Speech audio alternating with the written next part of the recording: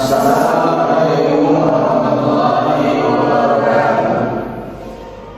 Alhamdulillahirrahmanirrahim. Wassalamualaikum warahmatullahi wabarakatuh. Kepada yang kami hormati, khususnya pemimpin kita, Bapak Muhammad Taufik. Kemudian kami dari Kota Bogor yang mengatakan saya sendiri Muhammad Fauzan Bajari ini 19/01/0029 dan berada di sebelah saya. Hari biasa 20/13/01/30. Saya Sediani 20/13/01/0104. Saya Batarul ini 20/13/01/04. Dan kami dari Kelompok akan membahas dua materi dalam kampus, yaitu kampus yang kedua dan kampus yang ketujuh. Mana kampus kedua bagaimana pemikiran yang mengenai terbentuknya sosiologi hukum.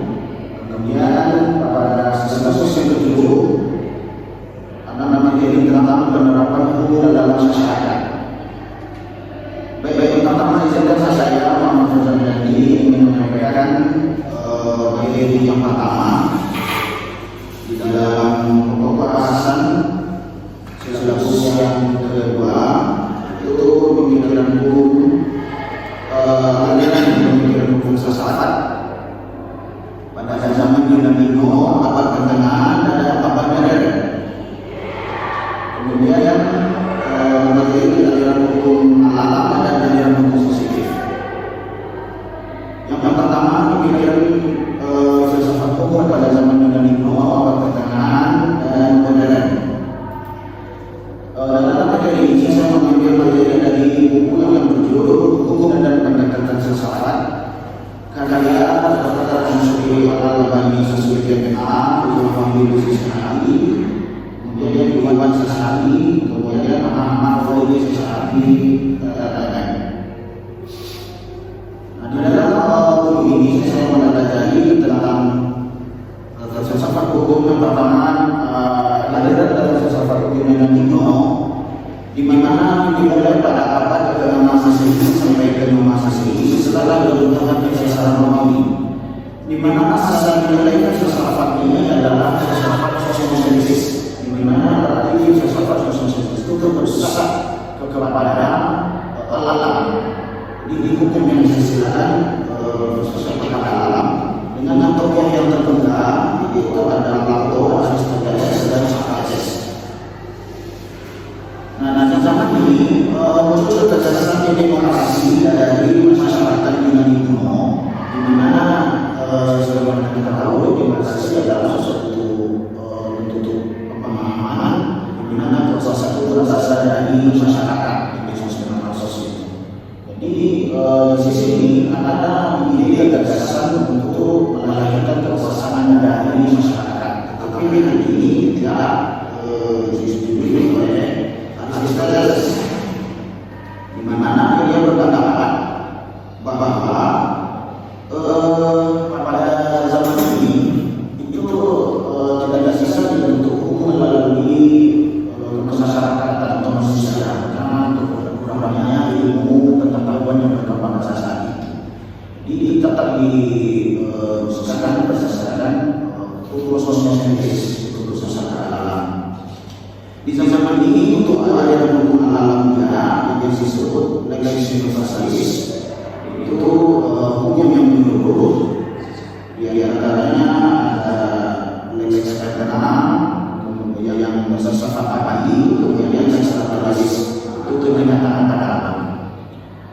Kemudian pada abad pertengahan, di zaman Yunani abad pertengahan, ada dua fase yang dikenal dalam sistem aliran hukum di sini. Yang pertama fase ke-8, itu ada H, disebut juga fase ketergantungan pada Tuhan. Jadi hukum itu berdasarkan pada apa yang sudah diatur oleh Tuhan. Di sini munculnya perkembangan agama seperti Sasani, agama Kristen yang berkembang di Romawi dan Sasani. Jadi pada masa ke-8 dari Yesus ini hukum bergantung pada Tuhan. Kemudian fase peralihan yaitu skolastik yang zaman ini sudah dikenal dengan neoplatonisme, itu tokohnya Platonis. Dan dari sinilah titik pertemuan antara filsafat Yunani dengan Kristen. Jadi dari pandangan agama Kristen ini dipadukan dengan proses yang dilakukan kepada filsafat Yunani. Kemudian baru masuk kepada abad modern, yaitu adanya cara pemikiran berupa antroposentris, yang mana kalau di awal tadi sejak zaman Yunani itu dimulai dari kosmologi sebagai sosok alam. Nah, dari abad modern itu cara pemikiran berubah menjadi antroposentris. Jadi hukum itu bersasar pada manusia. Jadi hukum itu dilahirkan dari pemikiran manusia dan sumber-sumber pengetahuan dari manusia. Dan akhirnya di abad ini juga melahirkan filsafat idealisme. Yang diolok-olok ini menggambarkan itu beberapa materi dari aliran filsafat hukum dari Yunani kuno, abad pertengahan dan modern. Kemudian kita masuk pada filsafat hukum alam. Aliran hukum alam saya mengambil rujukan dari buku filsafat hukum refleksi terhadap hukum karya Muhammad Erwin SSA Umum. Jadi dalam buku ini saya mengambil rujukan tentang aliran hukum alam, filsafat hukum alam. Di sini dikatakan bahwa alam dipandang sebagai yang harus dijaga oleh manusia untuk mencapai tujuan. Dan dalam hukum yang digariskan Tuhan diukur melalui moral yang hasilnya diorientasikan pada kebaikan. Jadi di dalam buku ini penulis memandang bahwa alam itu sebagai media manusia untuk mencapai tujuan, dan ukurannya adalah moral. Kemudian hasilnya diorientasikan pada kebaikan itu sendiri. Menurut organisasi ini, hukum alam adalah hukum yang sesuai dengan kekodrat manusia yang rasional. Jadi dia memandang bahwa manusia sebagai makhluk yang rasional. Jadi hukum yang sesuai dengan hasil manusia, hukum dari alam yang sesuai dengan hasil manusia. Kemudian menurut teori hukum alam adalah bagian dari moral. Jadi ini menggambarkan bahwa di dalam hukum alam terdapat moral yang merupakan hukum alam itu adalah bagian dari moral itu sendiri. Nah, sedangkan menurut Muhammad Erwin sendiri, dia menyebutkan bahwa hukum alam adalah penciptaan. Artinya segala sesuatu berjalan sebagai bagian dari sang pencipta. Jadi dia melihat bahwa hukum alam ini sudah diatur oleh Yang Maha Kuasa dengan menamakan hukum penciptaan. Di mana hukum sudah diciptakan secara hukum oleh Yang Maha Kuasa, di mana manusia memiliki keistimewaan berupa akal diri dan imajinasi. Jadi dari hukum yang diciptakan oleh Tuhan, dia diolah oleh akal budi dan imajinasi manusia itu sendiri. Dan penulis juga berpendapat bahwa fungsi hukum alam itu sangat terkait erat dengan hukum positif, di mana fungsinya adalah fungsi regulatif atau dasar aturan, di mana aturan hukum positif tidak bisa diambil kecuali dari hukum alam yang sudah ada. Kemudian komplementer atau jiwa dari peraturan itu, kemudian korektif atau evaluasi, kemudian sanksi. Jadi bisa dikatakan bahwa di dalam mazhab hukum alam atau aliran hukum alam berpendapat bahwa hukum positif itu lahir dari hukum alam yang diciptakan dari interaksi manusia dengan alam, kemudian dijadikanlah suatu hukum. Nah, Nah, menurut sumbernya hukum alam itu dibagi dua. Yang pertama, hukum alam yang irasional, artinya yang tidak bisa ditembus oleh akal, itu dipelopori oleh Thomas Aquinas. Kemudian dia berpendapat bahwa hukum alam ini tergantung kepada wahyu yang datang daripada Tuhan. Jadi hukum alam irasional ini tidak bisa dimasukkan ke pikiran, tapi dapat diyakini dengan iman. Kemudian ada hukum alam rasional, di mana memandang bahwa hukum dari moral manusia melalui rasio. Jadi tokohnya adalah Grotius, Samuel Burendorf, dan Immanuel Kant. Jadi memandang bahwa hukum alam itu tidak bisa dengan iman, harus diterima oleh akal. Jadi setiap diterima oleh akal baru dia bisa dikatakan hukum alam. Itu dia tadi beberapa materi tentang hukum mazhab hukum alam. Kemudian mazhab hukum positif saya masih mengambil dari buku yang sama. Di sini diterangkan di dalam mazhab hukum positif itu diartikan sebagai quaere, artinya yang ditetapkan. Ini berkembang dari abad ke-19. Yang mana maknanya sendiri hukum positifnya adalah hukum itu harus berasal dari otoritas tertinggi yang berwenang dalam bidang hukum. Jadi hukum tidak lagi dilibatkan kepada alam, hukum tidak lagi dilibatkan kepada Tuhan, tapi hukum itu sendiri harus berasal dari otoritas yang tertinggi, seperti kekuasaan sebuah negara, seperti dari raja atau dari presiden. Nah, kemudian aliran hukum ini dibagi menjadi dua. Yang pertama hukum positif analisis, analytical positivism, yang dipelopori oleh John Austin. Dia menganggap bahwa kekuasaan hukum itu harus berasal dari otoritas tertinggi. Jadi tidak bisa hukum itu datang dari masyarakat atau dari Tuhan, yang harus dari otoritas tertinggi. Kemudian yang kedua dalam aliran hukumnya adalah hukum murni yang dipelopori oleh Hans Kelsen. Nah, di dalam hukum murni ini dia memisahkan antara hukum dan keadilan. Jadi dia memandang bahwa dalam aliran hukum itu betul-betul murni hukum dari penguasa, dari lembaga yang berwenang dalam hukum.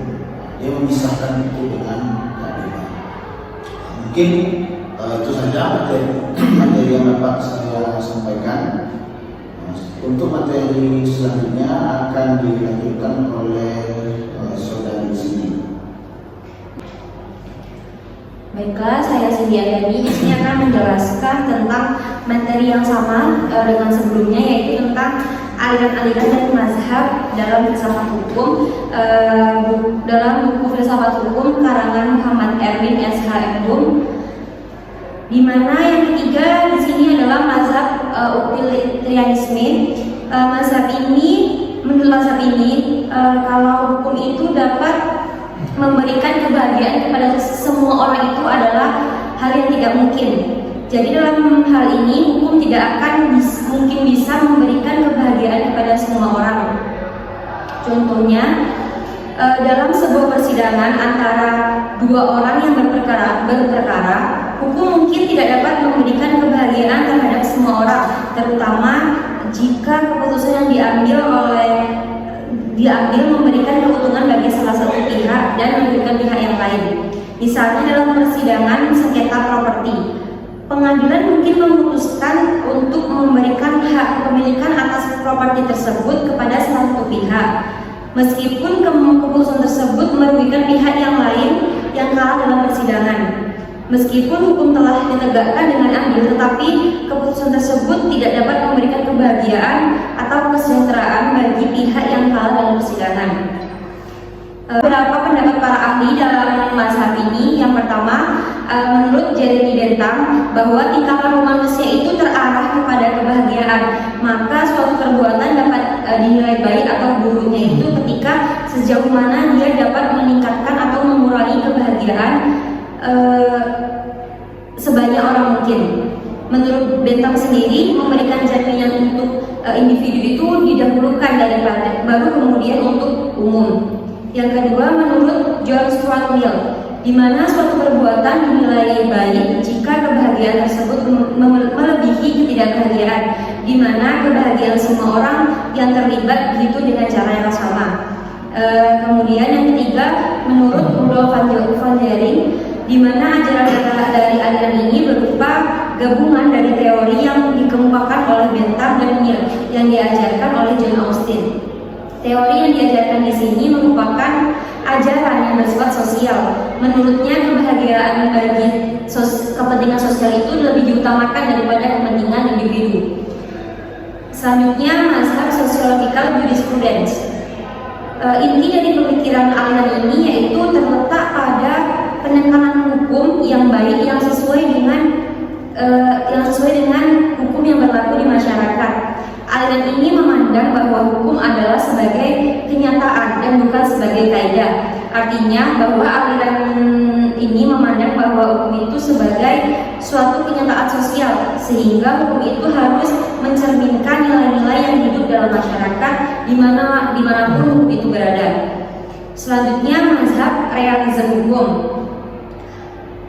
Law aspect theory of law, prinsip viabilitas, asal muasal hukum, reductionism dan legal concept, future of law, hukum dan moralitas, serta ideologi hukum. Mazhab realisme hukum menyatakan bahwa hukum itu tidak statis dan selalu bergerak terus-menerus sesuai dengan perkembangan zaman dan dinamika masyarakat. Law aspect, aliran ini berkeyakinan bahwa hukum itu hanya bisa dijelaskan melalui fakta-fakta yang bisa diobservasi serta studi tentang fakta ini, di mana di sini sering disebut dengan pengetahuan hukum. Kemudian theory of law, bahwa hukum itu valid jika hakim menganggapnya mengikat. Kemudian prinsip teori viabilitas, bahwa aliran itu lebih bersikap toleran terhadap keragaman kegunaan bahasa. Kemudian asal muasal hukum. Dalam pandangan Olive Crona, asal muasal hukum sejatinya adalah pertanyaan tentang asal muala histori dan faktual tentang perkembangan aturan-aturan yang luar biasa, bersifat magis religius yang ditemukan dalam masyarakat kuno. Kemudian reductionism dan legal concept. Konsep selalu direduksi dengan analisa atas rangkaian dalil yang setara atau dapat disubstitusikan. Kemudian future of law, kinerja sistem hukumnya tidaklah mistis atau didasarkan kepada entitas atau wujud yang fiktif, misalnya negara atau sifat yang mengikat dari hukum. Kemudian hukum dan moralitas.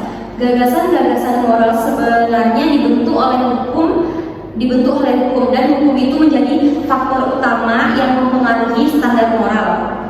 Yang terakhir, ideologi hukum. Jurisprudensi haruslah berlandaskan kepada observasi atas fakta, bukan berdasarkan atas penilaian individu ataupun metafisika. Mungkin sekian dari saya. Materi selanjutnya akan disampaikan oleh Saudara Mangrul. Baiklah, saya dulu akan melanjutkan tentang materi selanjutnya, yaitu tentang asal hukum sejarah. Di sini saya mengutip dalam buku Pengantar untuk Filsafat Hukum karangan Antonio Cahyadi. Pada masa hukum sejarah ada beberapa tokoh atau beberapa orang tokoh masa hukum sejarah, diantaranya yaitu Friedrich Karl von Scheveningen. Di sini ia melihat hukum dengan mencermati beberapa istilah yang digunakannya. Yang pertama yaitu istilahnya rakyat atau people. Yang istilah selanjutnya yaitu hukum positif, hukum kebiasaan, legislasi, hukum yang dihasilkan oleh juris, dan para legislasi dan ilmu hukum. Pada masa Scheveningen ini ada beberapa masa perkembangan. Yang pertama yaitu pada masa permulaan. Pada masa permulaan ini hukum berada pada masa tidak berkembang dan hanya menjadi sebagai simbol. Jadi dapat disimpulkan di sini pada masa awal ini hukum itu tidak berkembang. Dan masa selanjutnya yaitu pada masa perkembangan. Pada masa perkembangan ini hukum telah menjadi masa atau telah menjadi pengertian yang jelas. Dan masa selanjutnya yaitu pada masa usia lanjut, hukum menjadi bentuk yang tidak ada artinya, di mana orang tidak lagi memerhatikan isi undang-undang sebagai sesuatu yang mujarab. Dan tokoh yang kedua yaitu oleh Sir Henry Maine. Pada masanya perkembangan hukum ada beberapa tahap. Tahap yang pertama yaitu hukum dianggap hanya sebagai budaya. Dan tahap yang kedua yaitu hukum dimonopoli oleh sekelompok masyarakat elit. Tahap selanjutnya hukum itu dikodifikasikan. Dan tahap selanjutnya hukum yang dikodifikasikan tersebut dimodernisasikan. Dan tahap selanjutnya pada tahap ini ilmu hukum telah memegang peran penting dalam mengemas hukum yang telah dimodernisasikan tersebut dan menjadi metodologi dalam pembuatan hukum. Dan materi selanjutnya yaitu tentang pelaksanaan hukum dalam masyarakat. Di sini saya mengutip dalam buku Pengantar Ilmu Hukum yang dikarang oleh Muhammad Sadi. Dalam bukunya, hukum bekerja dengan cara memancangi perbuatan seseorang atau hubungan antara orang-orang dalam masyarakat. Untuk keperluan pemancangan tersebut, maka hukum menjabarkan pekerjaan dalam beberapa fungsi. Di antaranya yaitu fungsi yang pertama yaitu fungsi hukum sebagai sarana sosial kontrol, bertujuan memberikan sesuatu batasan tingkah laku masyarakat yang menyimpang dan sanksinya. Dan selanjutnya sebagai tool of social engineering atau disebut juga dengan mengubah masyarakat, untuk menciptakan perubahan-perubahan dalam masyarakat agar tercapainya apa yang dicita-citakan dalam pembangunan bangsa. Dan selanjutnya fungsi selanjutnya yaitu tentang hukum sebagai simbol. Tindakan atau peristiwa disimbolkan dengan sesuatu istilah tersebut yang jika tindakan atau peristiwa yang sama terjadi kemudian akan disebut sebagai simbol yang sama. Fungsi selanjutnya yaitu sebagai alat politik dalam pengukuhan kekuasaan politik atau mengefektifkan pelaksanaan kekuasaan negara.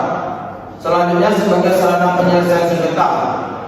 Dan selanjutnya sebagai sarana pengadilan sosial. Dan selanjutnya sebagai sarana pengintegrasian sosial. Dan materi selanjutnya yaitu Pengantar Ilmu Hukum karangan Dr. Franz M. Wattu. Di sini hukum dan masyarakat memiliki hubungan yang sangat erat dan tak dapat dipisahkan satu sama lainnya.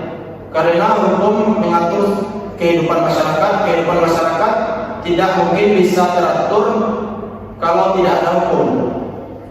Masyarakat merupakan wadah atau tempat bagi berlakunya hukum. Karena tidak mungkin berlaku suatu hukum jika tidak ada masyarakat.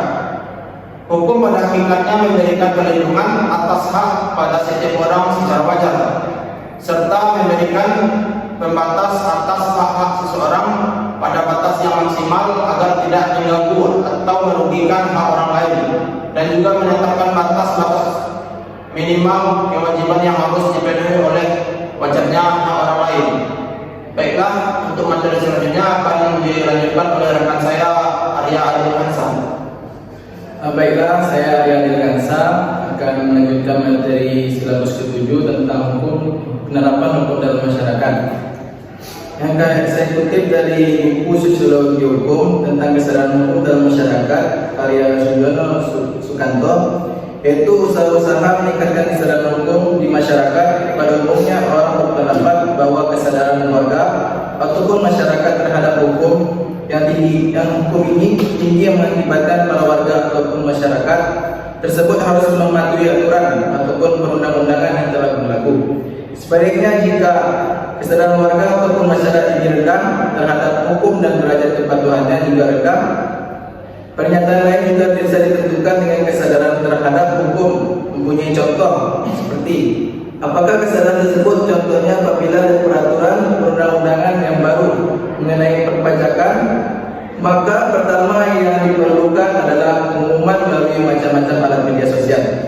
Dengan demikian, masalah kesadaran hukum pada warga atau masyarakat sebenarnya menyangkut tentang faktor-faktor apakah semua ketentuan itu diketahui, dipahami, ditaati dan dihargai. Pada pengetahuan hukum, bila suatu peraturan perundang-undangan telah diundangkan dan diterbitkan menurut prosedur yang sah dan resmi, maka secara yuridis peraturan perundang-undangan tersebut sah dan resmi. Demikian juga dengan pemahaman hukum saja yang dimiliki masyarakat. Hal itu belum cukup memadai. Dengan itu masyarakat harus terlebih dahulu memahami tentang apa tujuan perundang-undangan serta manfaatnya bagi pihak yang kehidupannya diatur oleh peraturan perundang-undangan tersebut. Yang kedua, penerapan dan efektivitas hukum.